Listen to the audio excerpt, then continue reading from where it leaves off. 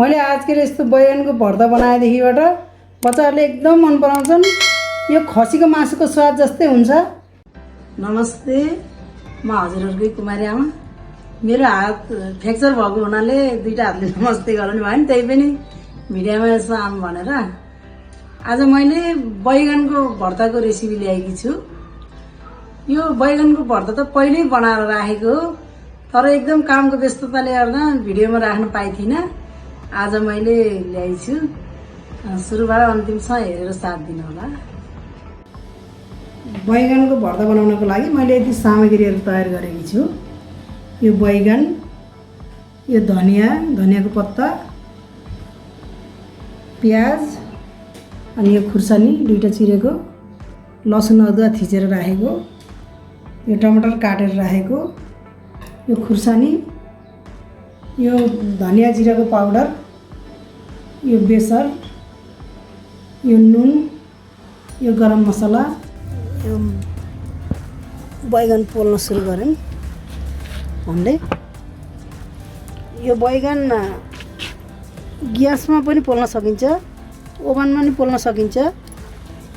ओभनमा पोल्न, ग्यासमा पोल्न भन्दा आगोमा पोलेको मिठो हुन्छ।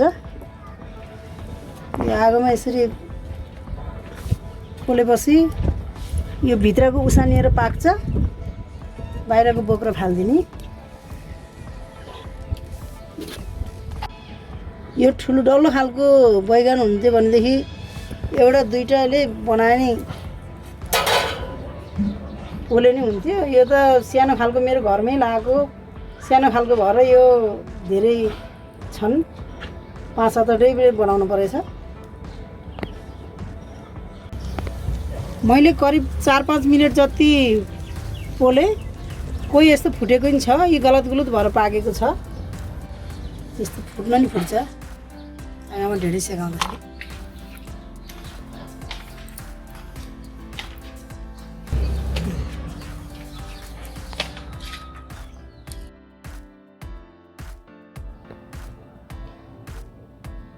हामीले पोलेर ल्यायौँ बैगन। यो बोक्राहरू निकाल्न लाग्छौँ हामीले।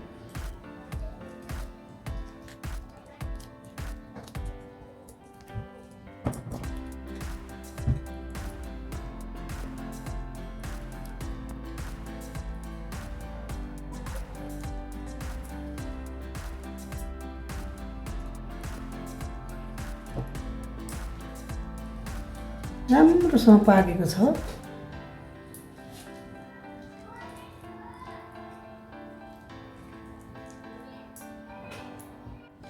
हामीले बैगन छोडाइसक्यौँ, यसरी पेलत्तै भएर पाकेको छ।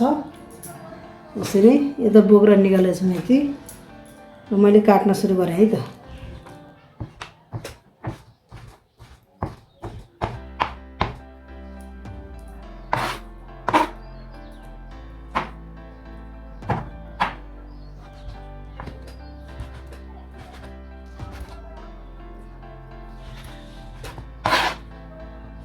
हामीले बैगन काटेर तयार पारिसक्यौँ। अब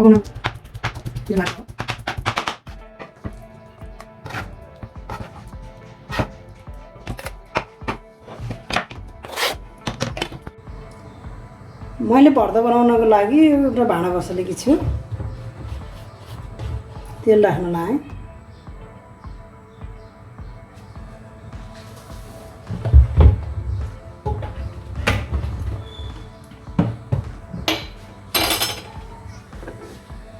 मैले सुरुमा 5 फुरन फुराउन लाएँ।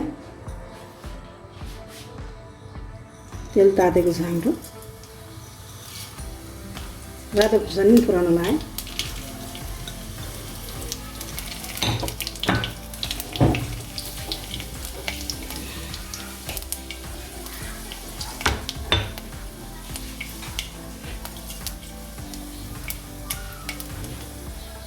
प्याज राख्न लाएँ।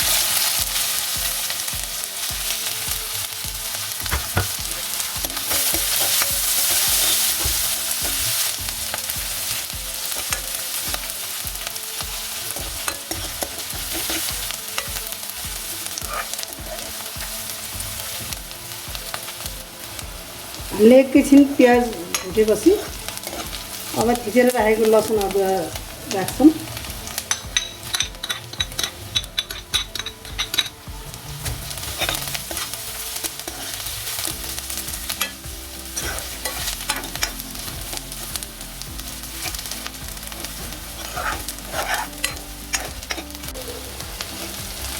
लसुन अदुवा प्याज भुट्यौँ हामीले। भुटेर अब यो खुर्सानीको पालो, हरियो खुर्सानीको पालो।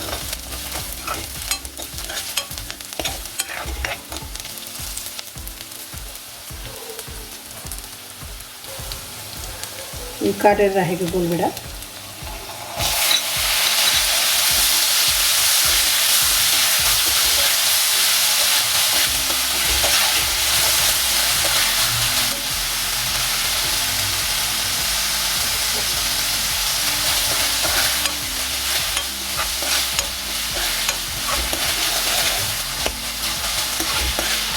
गोलभेडालाई मजाले भुटेर गोलभेडा एकदम जल्दीसँग गरेर पकाउनुपर्छ।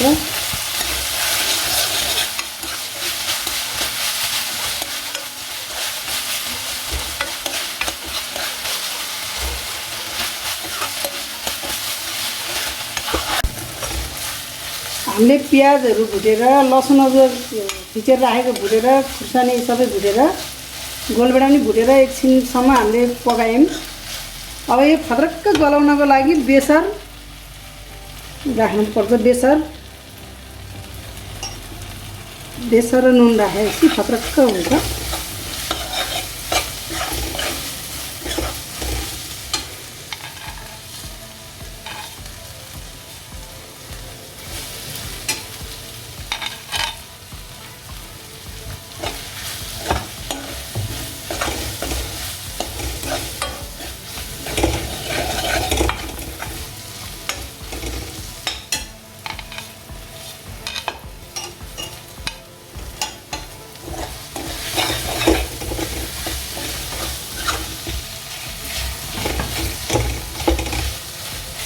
नुन र बेसारले यो अलिअलि हल्का हल्का पानी निस्कने काम गर्छ। यो टमाटरको गलाउनको लागि मद्दत दिन्छ यसले।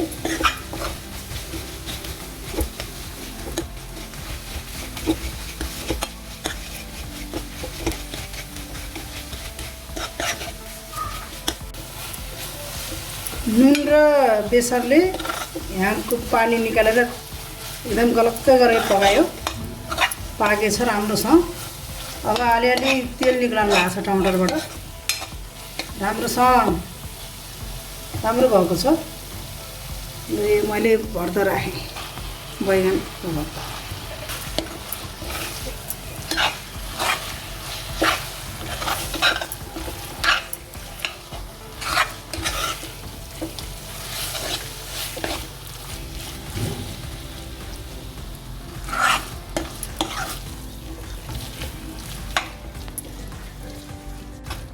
हामीले बैगन राखेर मजाले चलायौँ।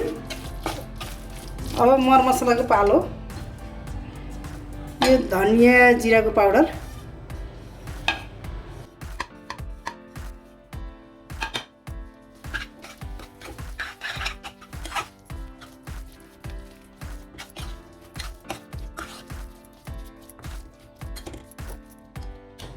यो खुर्सानीको पाउडर,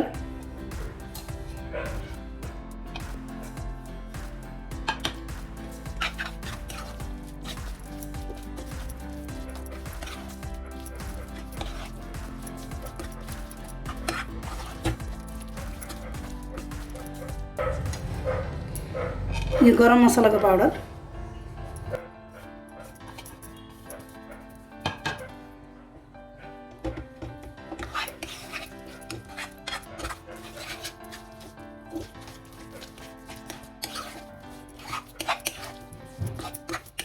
एकदम मिठो बस्न आछ।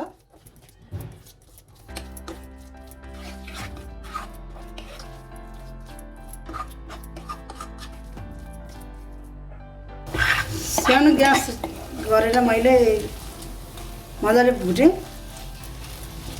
अब सानो ग्यास गरेरै 2 मिनट जति छोपेर पकाएपछि तयार हुन्छ हाम्रो। 2 मिनट जस्तो हामीले छोपेर पकाइयो। कस्तो भएछ हेरौँ है त। ए राम्रो भएछ ल।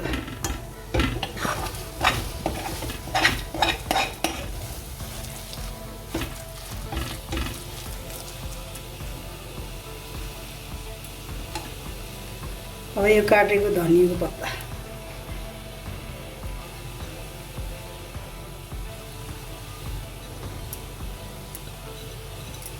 ग्यास बन्द गरिदिनु।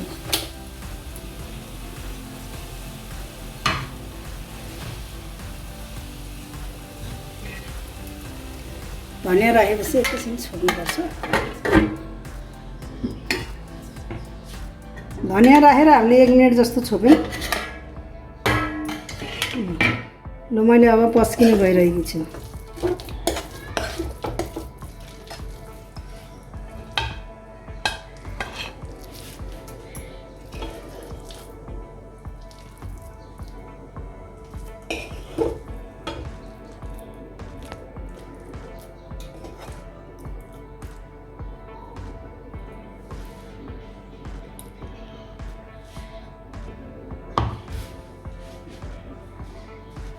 सजावटका लागि मैले पुदिना राखेकी छु।